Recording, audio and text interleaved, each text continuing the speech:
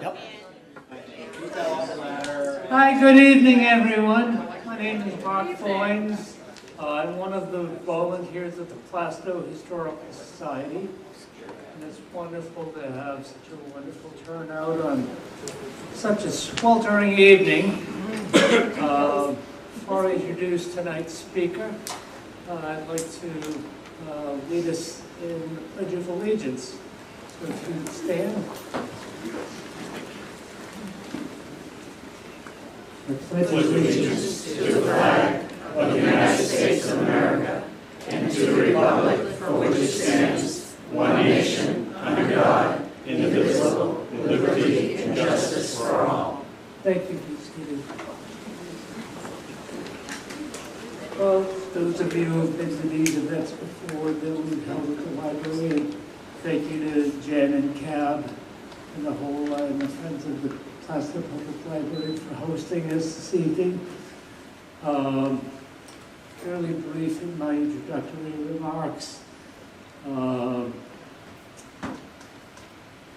to think of what to call our speaker, and I remember being invited to an event that was being held at the home of a past representative, and it said the Honorable so-and-so. So our speaker, the Honorable Norman L. Major.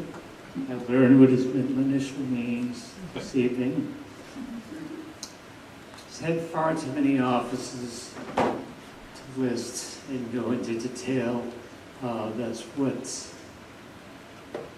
Mr. Major is here for, and he has a slide deck to illustrate his points.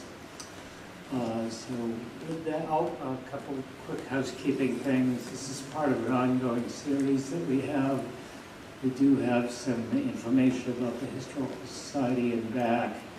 But with no further ado, please join me in welcoming Norman Major.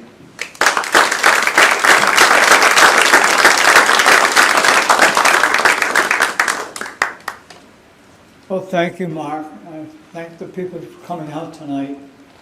First thing, my name is Norman L. Major. Why am I presenting this slide? In case you're wondering why, this is the handout that I had back in 1969 when I was first running for a selectman. So I figured it would be appropriate for the introduction. And Mark asked if I would talk about the history of Plaistow since I came here. And I arrived here in 1962 with my wife and young son, Kevin, because I only had him at that time.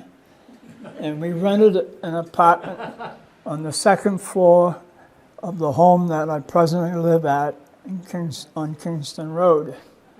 In 1964, we bought the house and converted it back to a single-family house, and we've been there ever since. In the meantime, I got involved with the town, involved with the selectman's office, involved with the school. And in 1965, I voted to support the establishment of the Timberlane Regional School District, and also at the same time, the approval for the building of the Timberlane Regional High School, Junior High School. And that was a real bloody battle. The night we voted that in, it had failed. So a lot of us kind of laughed. And then we got a phone call saying that it's being reconsidered. So we all ran back to the meeting house, and then we had enough votes to pass it. That's how difficult it was. In 1967, I was elected to the Plaistow Board of Selectmen.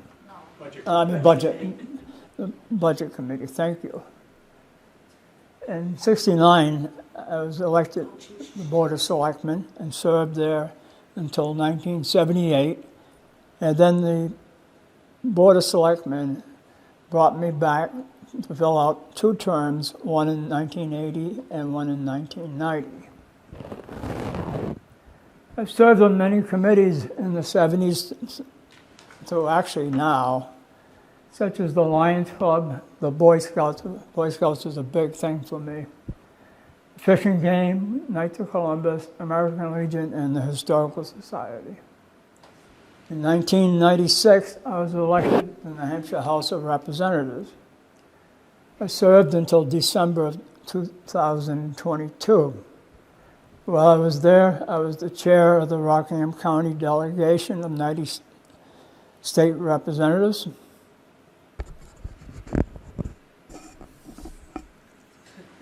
Thank you, Dean. And I also chaired the House Ways and Means for a number of years. Since 1987, I've been the assistant town moderator for 3 different moderators: Barry Sargent, Steve Ranelette, and now Bob Harb. So for the last 37 years, I served that community. That's my background. And probably that's why Mark asked me to be here tonight.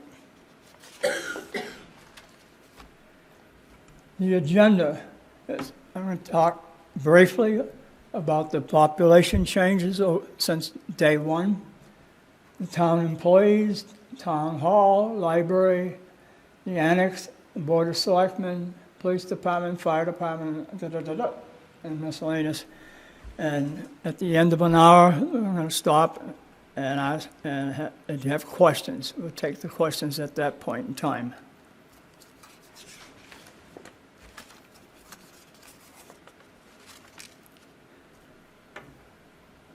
This is how the population changed in Plaistow from 1790, when it was 521.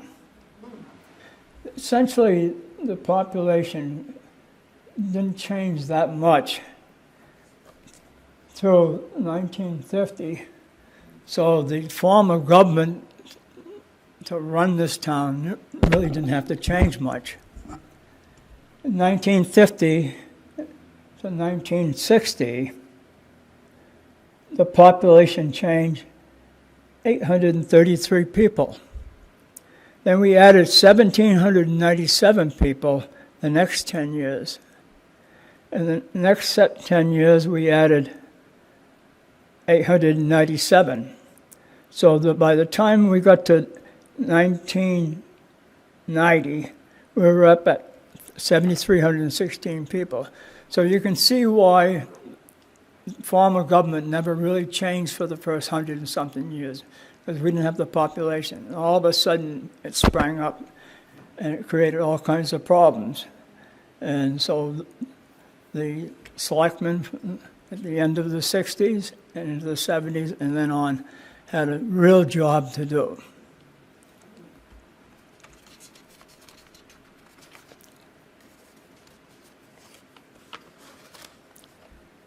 Back in 1962, when I arrived here, my family, we had no full-time town employees. If you wanted to get a hold of the police, you called the police number and it was answered by the police chief's wife, who lived across the street from me, Lyman Hill. Now, Lyman had to work for a living. He worked for a rubber company in Andover and Lawrence. And so if the thing was really serious, his wife would get a hold of the state police or the sheriff's department. If it wasn't, then when he came home, she'd explain to him what the problem was, then he would take care of it after that. Town clerk, she operated out of her home.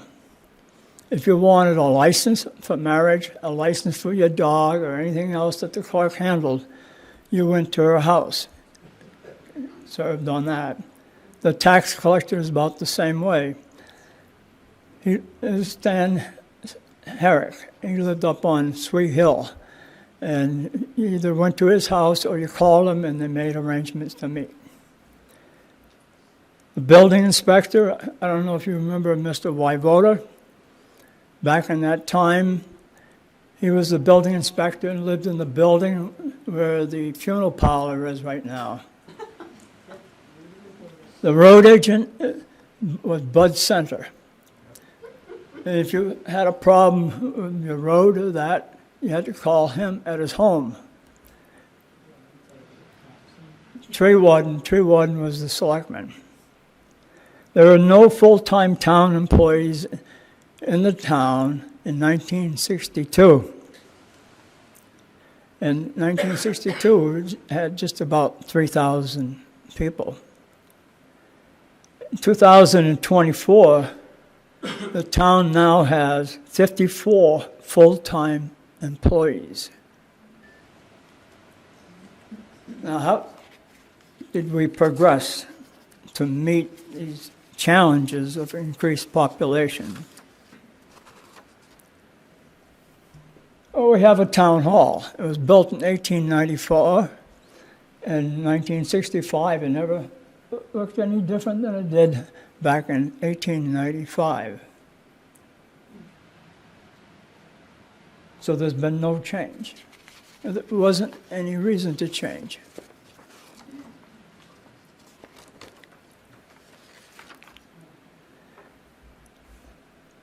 The next slide, on the left, you will see the first floor of the town hall. And this is an important slide because of how I'm going to be explaining things as we go on. Notice as you go in the covered entrance, the selectman's office is to the left. And then the library is to the right.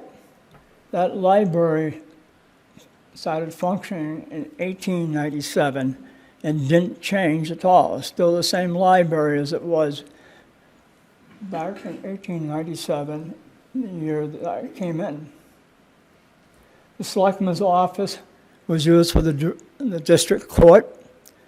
It's where the budget committee met and where the planning board met. And other committees would be meeting in the selectman's office whenever they got an opportunity to. On the second floor, that shows a remodeled second floor, because we had to move the municipal court up to where the auditorium was. And on the second floor where the judges is, it used to be the stage area of the auditorium. And then the back side used to be where the balcony was. The town meetings were held when I came here up on the second floor. I could remember John Palmer come storming down the aisle and yelling about something. And people did that at that time. Now I'm going to go through and explain to you how that everything has changed on that first floor.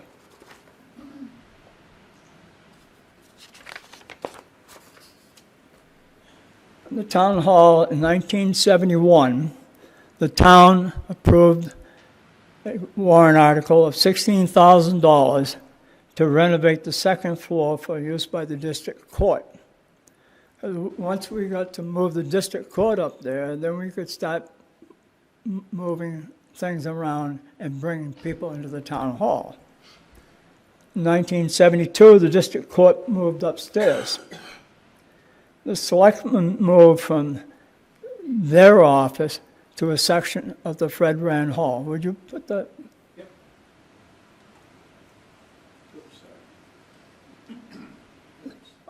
The first floor. There you go. And the one thing I failed to mention on the layout, the Fred Rand Hall is where we went and voted. They had the voting booth set up there. Oh. Now, once we started using a portion of the Fred Rand Hall, and the selectmen moved into the left side, and we moved the library, expanded on the right side, we couldn't vote there anymore. Then we voted at Pollard. So the selectmen moved us into a section of the Fred Rand Hall. In 72, the library expanded a section of the Fred Rand Hall too. And what they did on the selectmen were on the left side and the library were on the right side of the Fred Rand Hall. Police department then was able to move into the selectman's office. And that is the first police station that this town has ever had in 1972. It was small, but at least it was a police station. The library in 1977 relocated to Elm Street location, which is the annex at this point. In 1978, new offices were created for the town clerk and tax collector. We brought them from their home, and they now started working from the town hall. So you can see everything was dependent upon somebody else moving.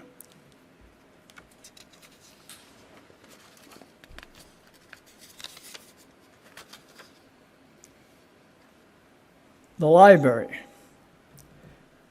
As I mentioned, 1897, the library was established as a one-room in the town hall.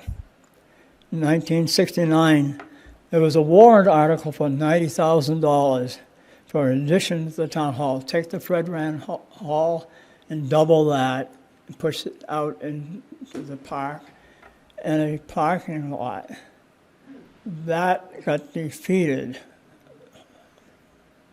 greatly, and you can understand why.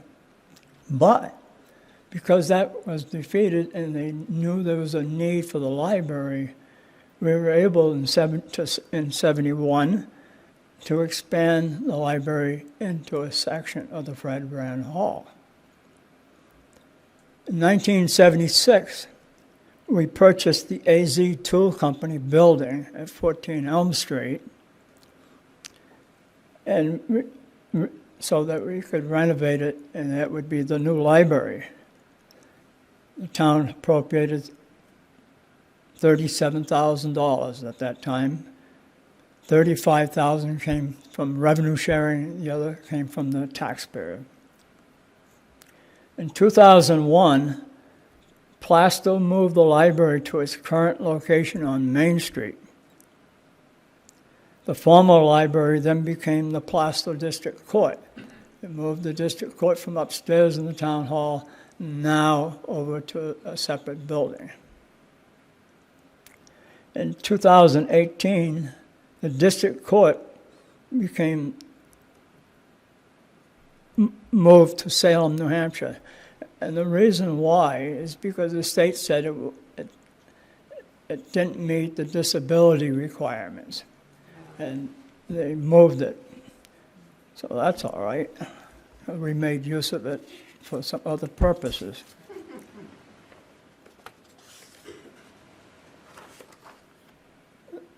Next slide shows the operation going on at the town annex. The building safety department, which houses the building inspector, plumbing, electric, and the administrator. Also the building maintenance department. The building maintenance department maintains the town hall, the annex, the safety complex, and the fire department, building part. And there's room, it also holds the recreation department, and there's room for further expansion.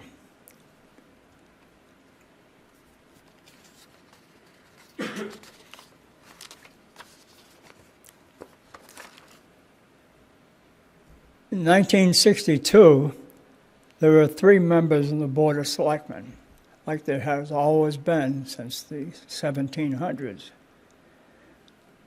1975, and the Board of Selectmen were everything. They didn't have a full-time staff, even part-time staff. The work was on the selectmen.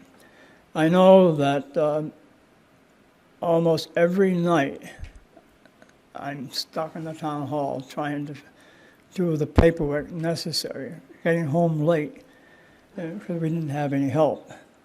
But in 1975, we hired our first town administrator, Bob Phoenix. He worked under the selectmen's direct supervision and started handling all these things. Plaistow voted to change the Board of Selectmen to 5 members in 1978 because the 3 members, not only did they have to do all of their selectmen work, but they also had to attend all the committees meetings going on, the planning board, the budget committee, and any committee that you can think of.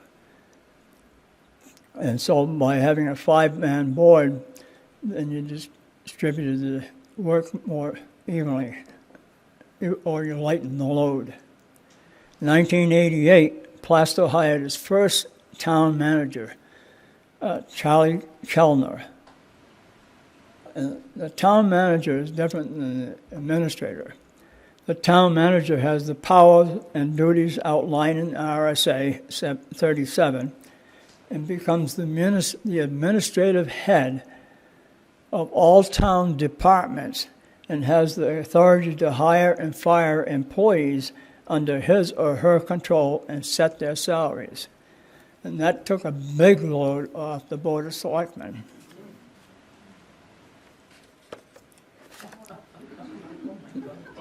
Now, I put this one up because I hope you remember some of these people.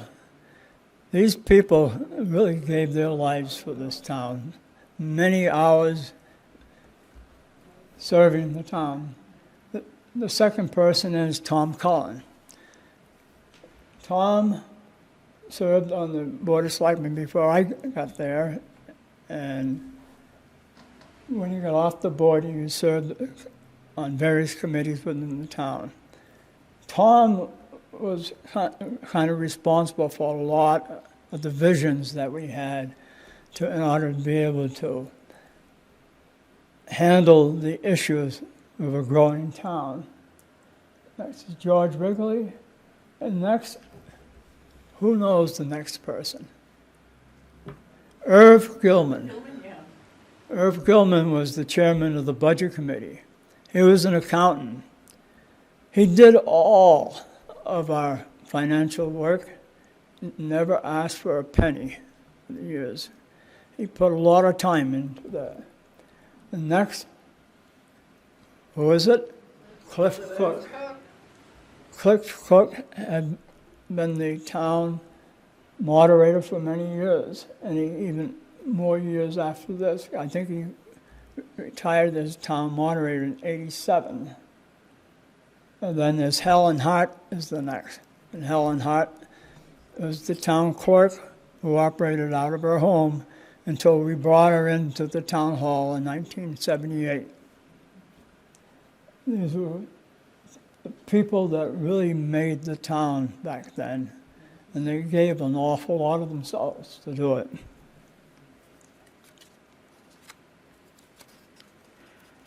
All of them have passed away except for myself. The next, I want to talk about the police department. 1754, the first constable was appointed. He worked out of his home. Not until 1946, the constable then was elected and referred to as the police chief. 1971, the first full-time police chief was elected. 1971, we purchased the first fully equipped police cruiser and radios. In '72, we established the first police station in the town hall, as I had mentioned previously. In '74, the police chief became an appointed position, and the town added 2 full-time officers. They also had 15 part-time officers, 1 matron and 1 clerk. And that was at the time you got to be a part-time officer if you were a friend of the selectmen, and here's your badge. And most of the selectmen were police officers, but I never took it. I didn't think. And now, you can't be a police officer in the town, in the state of New Hampshire, unless you get certified, go through the course, which is a good thing. The police department moved into the safety complex in 1986, and then that was outgrown, and so in 2018 they moved into the new addition at the safety complex. 2024, the police department now has 19 full-time officers, 5 full-time dispatchers for dispatching 24 hours a day, 1 full-time records person, and 13 vehicles. You see how it grew from nothing to what it is today.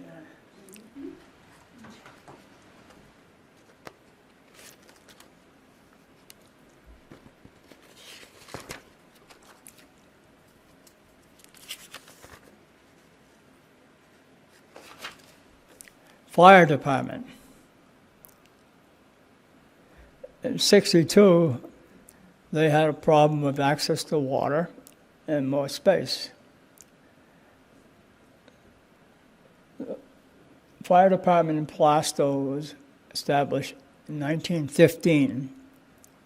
In 1962, they operated out of the current Historical Society building, which is on Main Street, and the size limited their ability to acquire proper equipment needed for a town. 1969 town meeting approved funding to install 5 dry hydrants and rehabilitate 20 water holes for fire protection purposes. In 1967, when I was 66, when I was on the budget committee, fire engineers had come in with their budget, and I asked them, I had read about dry hydrants, and they said, we don't have any. And we have water holes. How many do you have? We're not sure.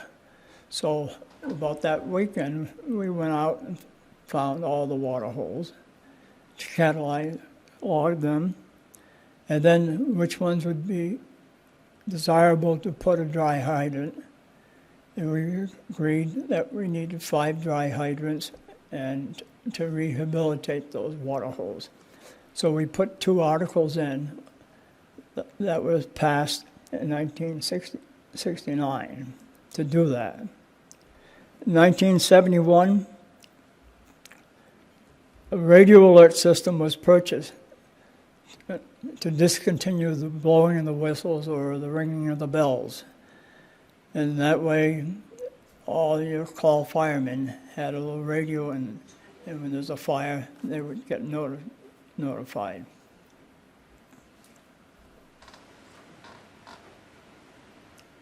The 1976 town meeting voted to provide 24-hour ambulance service, and this was provided through contracting an ambulance service not run by the fire department, like we have today. 1980, firemen became firefighters when 1 female joined the fire department and was certified as a firefighter. So since then, they're called firefighters, not firemen.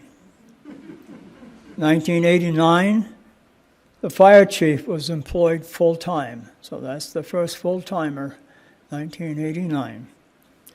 1998, 36 certified call firefighters and 7 fire engines and rescue vehicles we had at that time. Right now, the department has 9 full-time and 26 part-time firefighters and 10 vehicles.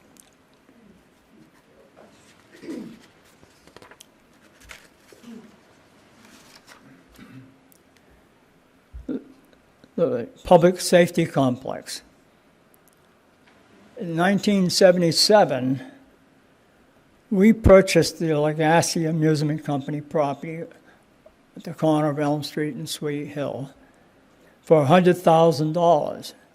$90,000 was paid from the State Revenue Sharing Fund. And hopefully that would be the home of our safety complex. After that, there was an article for $8,000 to do a study of whether to renovate the building or tear it down and put a new building up. And that building was called the Legacy Building, originally used to house the trolley and to furnish DC power for the trolley line. It had multiple property owners through the years. In 1986, we opened the John D. Fitzgerald Public Safety Complex and relocated both the fire department and the police department. But the town was still continuing to grow. So in 2018, which is 14, 24, 32 years later, the complex has had to expand to keep up with the growing community public safety needs. And that was a good thing.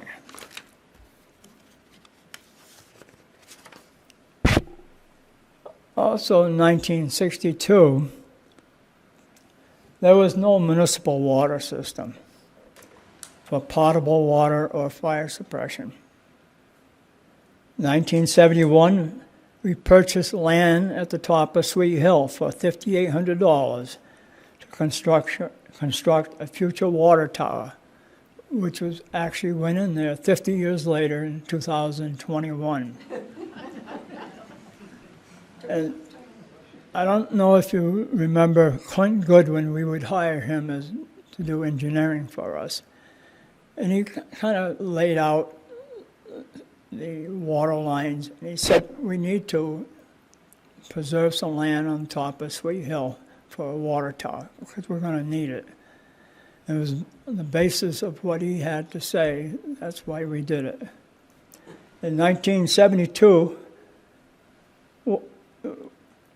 we hired Fenton Keys to do a water feasibility study for the town, including a complete layout of portable water lines and hydrants throughout the town, and recommended sources of water. The sources of water, they said, we could either buy it or dam up a little river or have municipal water wells. We tried buying water from Haverhill. Haverhill would supply us water, but it was outstanding rates. And we could only use water for residential needs, not for commercial or industrial needs. And so we ruled that out.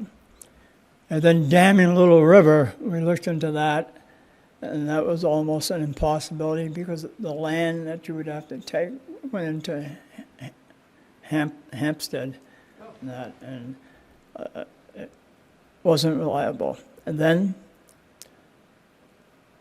municipal wells. We appropriated $19,500 to conduct exploratory test wells for a municipal water system. So we put test wells in all over the town. And the only place there was adequate water was in the town dump area. And that water was already contaminated. So that ruled it out. So our only source of water was to get it from the outside. And it was not an easy solution. But thank God for BD Oil and the MBTA site off of 125. They ponied up millions of dollars that we could use. And then with the help of Senator Morse and other legislators, we were able to work out an agreement with Manchester, Wyndham, Derry, Salem, to bring water from Manchester into Plaistow. And that water line was paid for through these funds. and they put a water tower up on the East Road, 1 million gallons with a pump. They paid for the line going up Sweet Hill and the water tank, and that was completed in 21. In 2021, homes were able to start connecting to the water line. And I was one of the first ones. It took over 50 years to get that water, but I was one happy guy. It tastes good. Yes.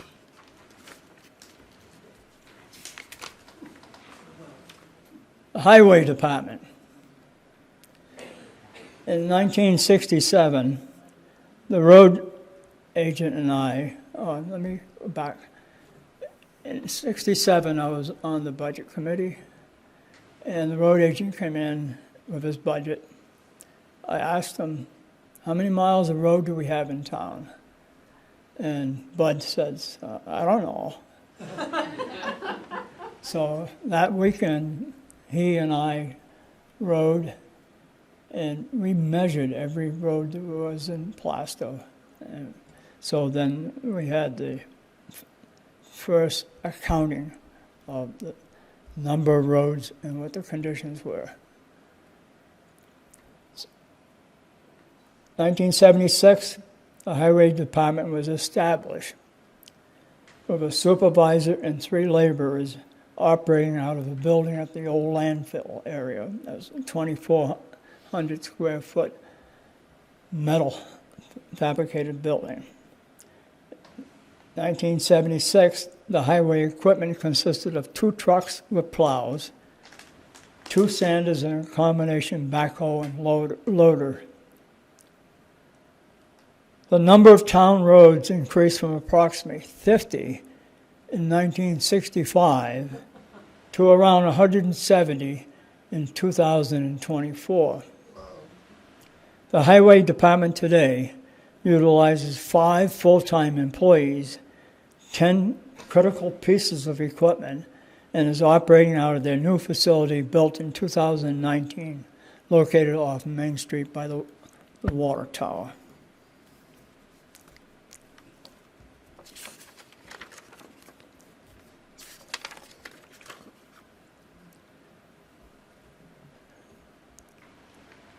The Pollard School.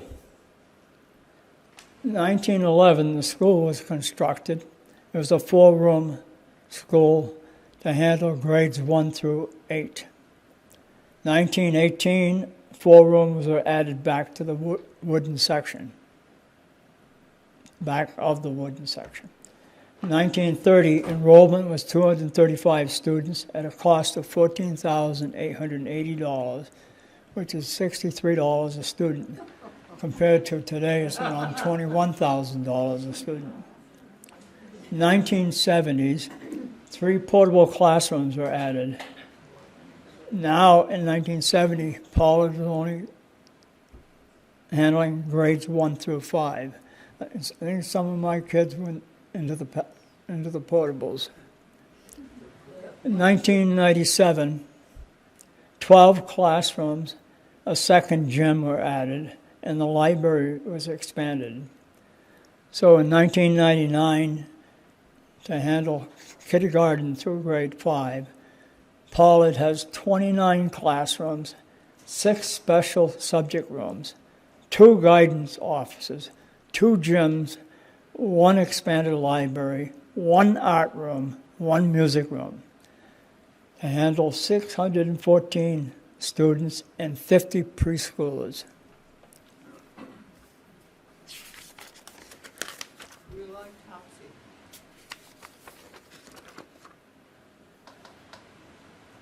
Timberlane High School. 1960, 476 students at Pollard, plus 131 students attended out-of-town high school in Haverhill and at Sanborn in Kingston. 1962, the number of high school students increased by 33% to 175 students. 1965, Timberlane Regional School District was formed, and voters from all 4 towns approved the construction of a new high school, which would serve 700 students from grades 7 through 12. Excuse me. I have to put my reading glasses on. In 1966, Timberlane Regional Junior High School was opened.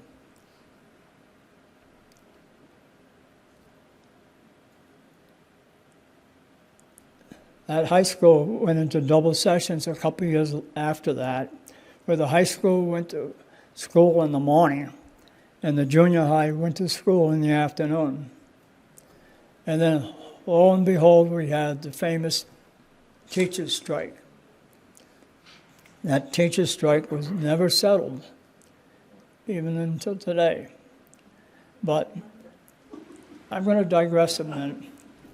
In 1974, we had a cottage on Country Pond, and I had put a well in. And when you put a well in, what you want to do is you want to get a mud sucker to go in and suck all that sand and mud out of the well. Okay. I just hired the mud sucker today, and shortly after I started, up drives the police chief, Alexander Brown, and the chairman of the school board, Timberlane School Board, Gene Cody, said, "Norm, you got to come with us." I said, "Why?" He says, "Well, the teachers they're gotten out of control. They won't let the traffic through. They won't let any traffic into the school." I said, "Well, I just rented this thing."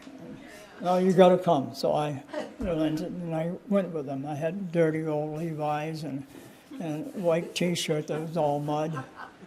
And I got there, and as I got there, there was like about 20 state trooper cars lined up. You had a whole bunch of sheriff's cars, all that. And they come out, and they said, "Oh, Mr. Major, you got to do something about this. And you give us the word, and we'll wade into them." I said, "No. No way. What you're going to do, you're going to go out there and you're going to tell them they can strike, but they can't block the traffic, and they can't block people from coming into the school. And if they don't do that, then they will be arrested." So they chose to be arrested. And we had the buses lined up, and 110 teachers were hauled off to Brentwood. The next day, the next day, the selectmen were hauled into federal court in Concord. We explained to the judge that we didn't have a problem with them picketing, but our problem was safety, and they blocked the traffic, both in and out of school, and they blocked the traffic on the road. The judge told the teachers, "You can continue picketing, but you can't block the traffic or ingress into the school. If you do, I'll hold you in contempt." So we were happy with that, and we left, and I don't know if the teachers were at that time, but that settled that. One other little thing is my wife got a phone call that night that I was called into Timberlane from her mother, who was in Springfield, Vermont, and said, "Did he have to wear a dirty old T-shirt?"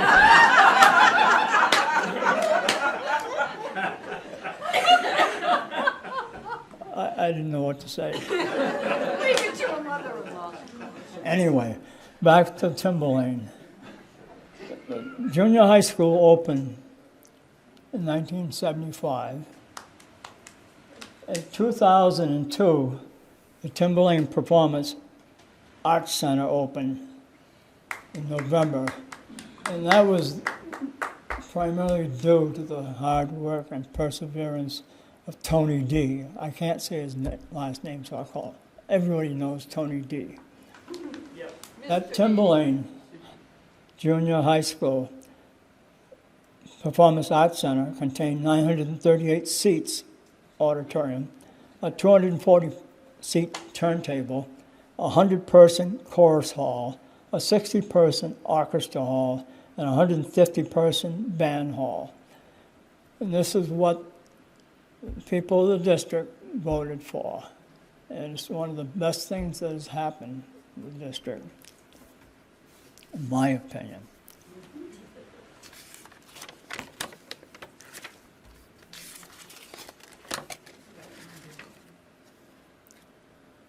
There are 4 areas I haven't mentioned yet. One area has to do with the town dump.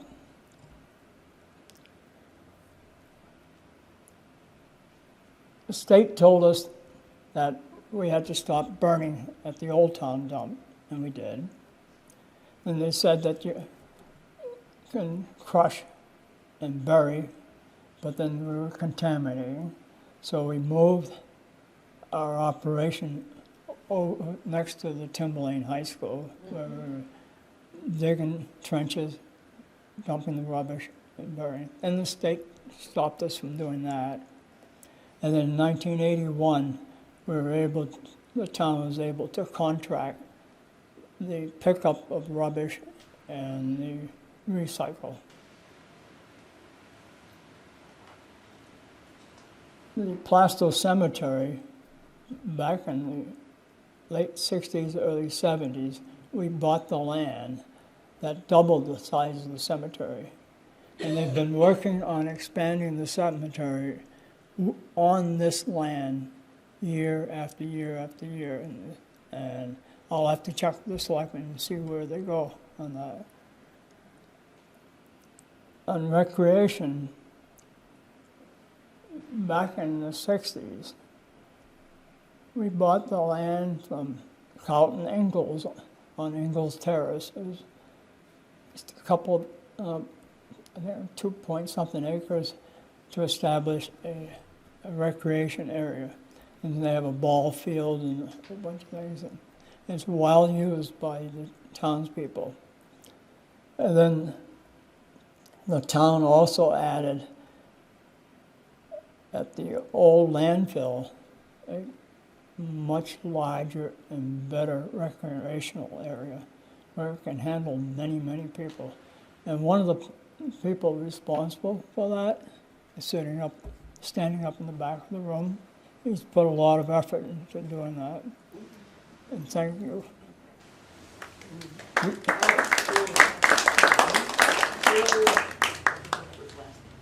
And then a job that the selectmen had been doing for over 100 years, and that was the appraisal of property. When I came into town, the property was appraised this way. The selectmen had to do it. Jeez. And essentially, prices were going up.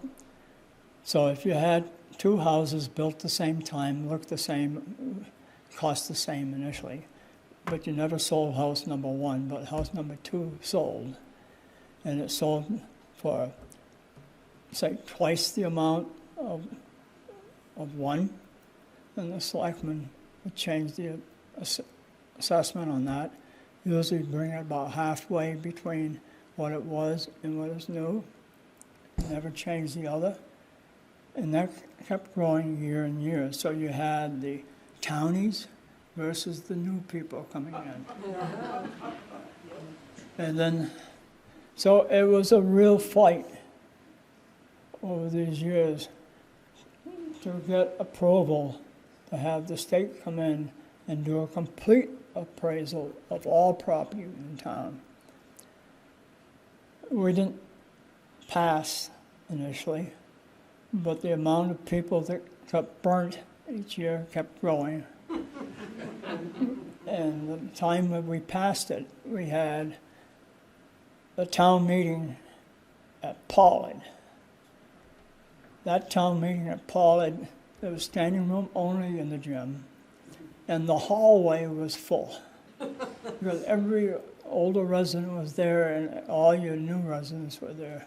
And it finally passed, so that the selectmen had to hire the state to do it.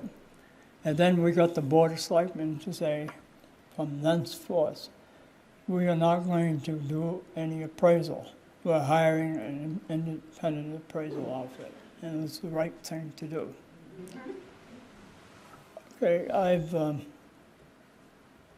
talked enough, so I'm going to open it up for questions, if there's any questions. I just have a comment. You always look for the biggest bang for the buck. And I don't know if you noticed in the presentation, when the town purchased the AZ Tool building that's now the annex, paid $37,000 for it. $35,000 of that came from state grants. So the taxpayers paid $2,000. The Public Safety Center, $100,000 to purchase that entire property. You got state grants for $90,000. The taxpayers paid $10,000. Absolutely outstanding. One other comment. What do you call it? I forget what they're called. The things that are buried in the ground. Time capsules. You're probably the one person that's been tied into all the time capsules that are here in town. I don't know if you want to talk about those, because there's one right here. The first time capsule I got involved with is the Town Hall time capsule in 1995, which was the 100th anniversary of the Town Hall. They asked if I would chair that, and I did. And it was a big disappointment when we took that time capsule out, because it was a little copper box. It must have been crushed a little bit when they pushed that cornerstone in. So over the years, moisture got into it. And so everything was ruined. So we replaced it with a hermetically sealed stainless steel box. And then you couldn't get much into it. So what we did is Bobby Center gave us a cement distribution box that they would use for the leach field. And it was about that big, like that. And so we were able to have a much bigger time capsule made out of stainless steel. Dick Hawkins made the time capsules, and the engraving was done by Brenda. It was done by one of friends of mine. And so we were able to put a lot of stuff in there. And then we had it up on little pillars, and we enclosed the whole thing in wax. We had a whole bunch of wax that we melted and poured it in. And so that was the first time capsule. Where is that? Norm? Yes, Where is that? right at the base of the cornerstone, yeah. The next time capsule had to do with 1908, 2008, the Soldiers Monument. We couldn't find the time capsule in that Soldiers Monument. So we put one also in one of those cement vaults at the base of that to be opened in 2018. Is that right? Yeah. Not 2018. 2118. Yeah. 2108? And then we had another time capsule that went into the floor in the bandstand. And the first time capsule, we didn't have enough experience to learn from the town hall time capsule. That we had a PVC tube after 25 years, somehow it sucked up the water into that thing. And when they opened it up, the water poured out. So that we replaced that with a hermetically stainless steel box. And the last time capsule is right in the library in the wall. It's a 25-year time capsule, which went in 2001. So it'll be due to be opened up. In a couple of years. Yep, right. So, yes. Well, you mentioned the fact that sorry, you mentioned the fact that the safety complex replaced the legacy, the legacy building, the old trolley building. Yeah. Yep. How did the town get permission, or did they, to knock that building down because it was a historical, on the registry of the historical buildings? Do you know anything on that? I can't answer that one, but they did. But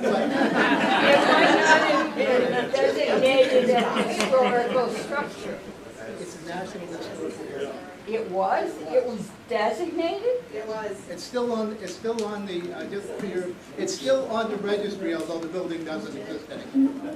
You have a good question, but it might be too late. Wow.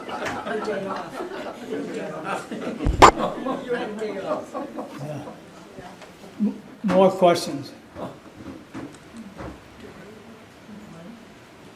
Yes, Cap.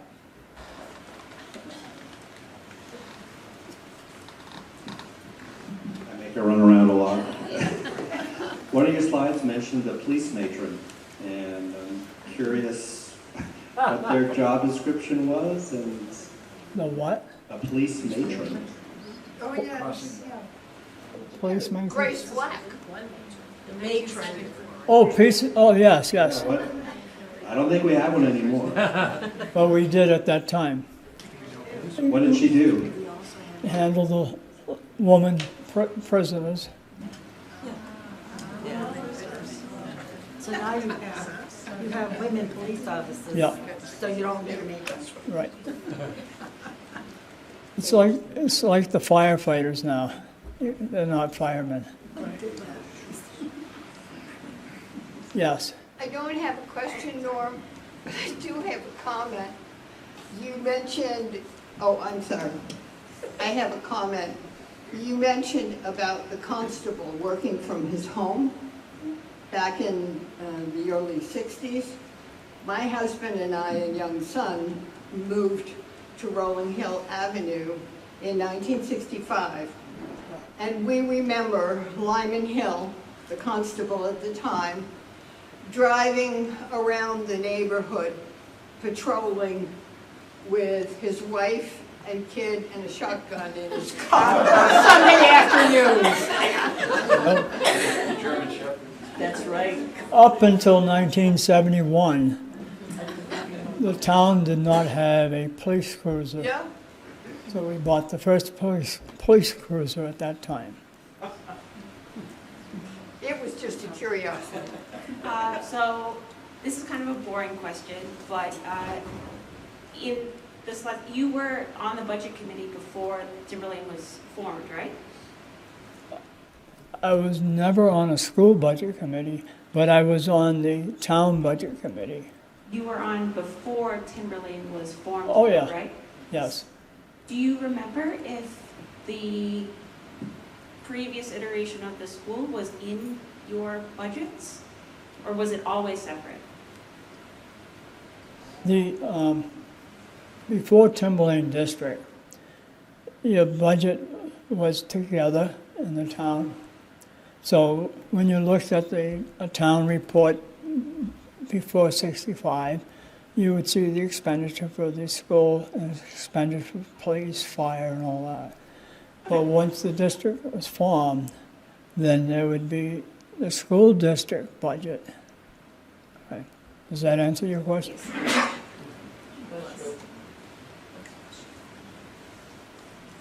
And there must have been an allocation of cost to Haverhill or Sanborn? Because the high school kids went to Haverhill High School, right? Yeah. In Or Sanborn. Sanborn, yeah.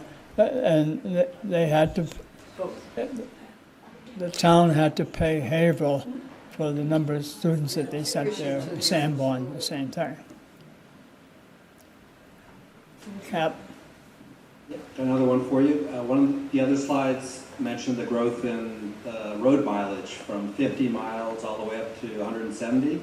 Were any of those roads originally, well, I guess, in the time period we're talking about, were there dirt roads or mostly all paved, 100% paved? you mentioned miles, number of roads, 50 roads to Number of roads. 170 roads.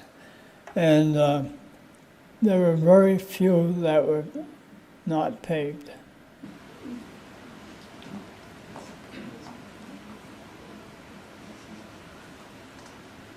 Yes.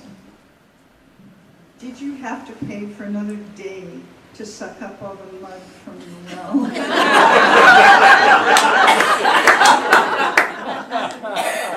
Yes.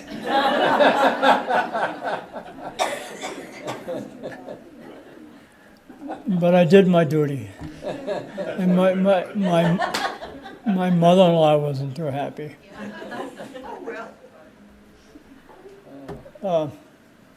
In the 170 roads, in the 170 roads that we have now, do you have any idea what the total mileage is?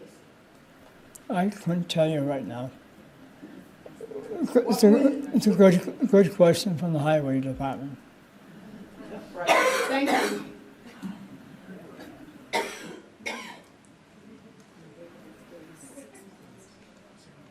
Wow. That's getting off pretty good. Well, thank you.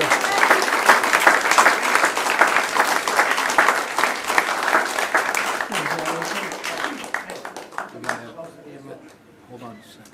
Yeah, Mr. Major, this has been a real pleasure reminiscing with you tonight and getting the perspective of a town that we all love and know from a true public servant. So I thank you for your time tonight and for your 60-plus years of service to our community. A couple of quick housekeeping things.